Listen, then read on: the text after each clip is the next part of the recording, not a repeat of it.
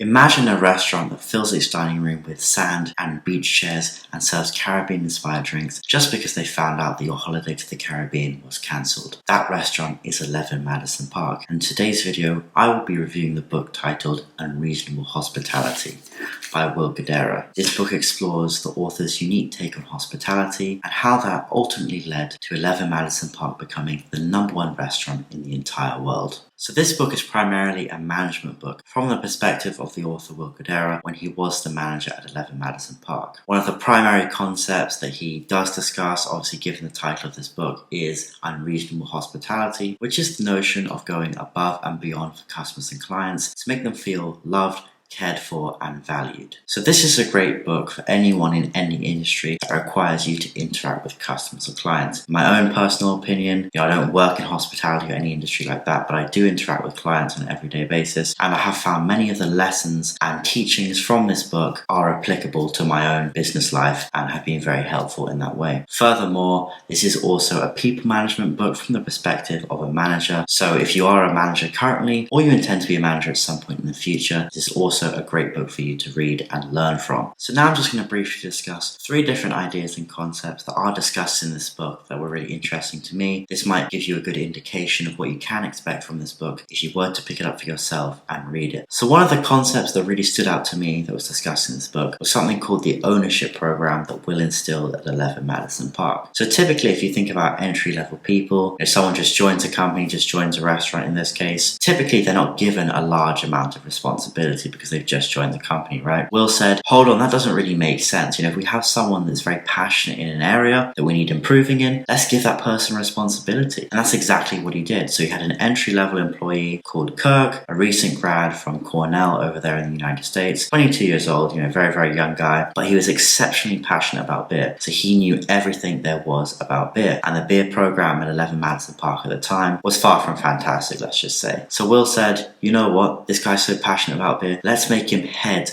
of the beer program. So essentially Kirk was now buying the beer, dealing with the vendors, and entirely, setting up the beer menu. So everything in the beer program now fell to this guy called Kirk. And giving him this sense of responsibility was fantastic because he was so passionate about beer. He was a natural fit to the job and he absolutely succeeded. Just a year into his reign as head of this beer program, 11 Madison Park was widely seen as having one of the best beer programs in the whole of the United States. And for me, this is a great lesson in, kind of not always basing responsibility off title, VP, manager, entry level, but, really just tapping into people's passions. This is a guy that's very passionate about beer, irrespective of his position in the company. He knows everything about beer. Giving him some kind of role in the beer program is going to be a natural fit and he's going to succeed in it. That's what Will did, and it's no surprise that this guy did so well with regard to the beer program. The second concept or idea from this book that I really enjoyed was the rule of 95-5. So essentially what this rule means is managing 95% of your business down to the pennies, so making sure you're not wasting any money, and then with the remaining 5% splurging on more extravagant things that will have an outweighed impact on customer experience and customer satisfaction. So let me give you an example of this. Say a couple comes to the restaurant, it's their anniversary, their wedding anniversary, they're celebrating. The restaurant might use that remaining 5% to get them a really expensive,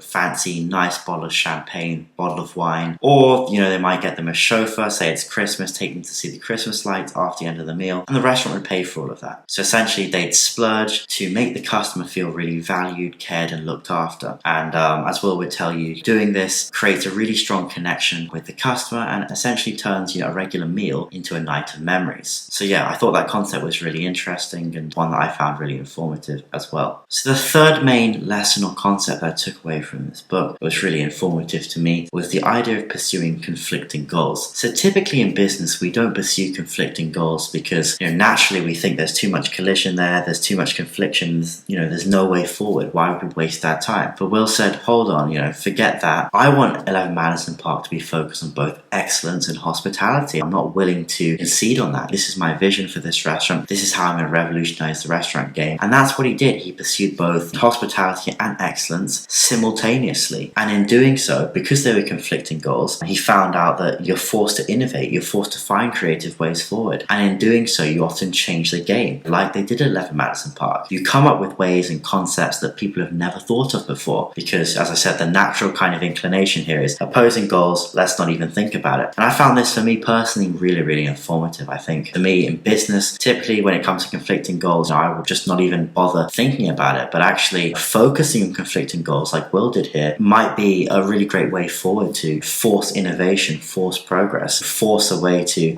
come up with new concepts and ideas. All things considered, I've really enjoyed this book. So many of the ideas and concepts discussed here are so applicable to whatever industry or business you're involved in, both from more a business standpoint, but also from a people management standpoint. I think the stories that he tells here, his personal story about with his mother, how she was ill and how that kind of inspired him to pursue hospitality, stories about his dad, his own personal struggles in the hospitality business, and how just a young man like him completely transformed the restaurant game with 11 Madison Park. So interesting, so much to gain. For me personally, this was a really good read. I would rate it 8 out of 10. And if you haven't picked it up already, guys, I highly recommend that you pick this up. You will not regret it. It is a great read with so much to gain from it.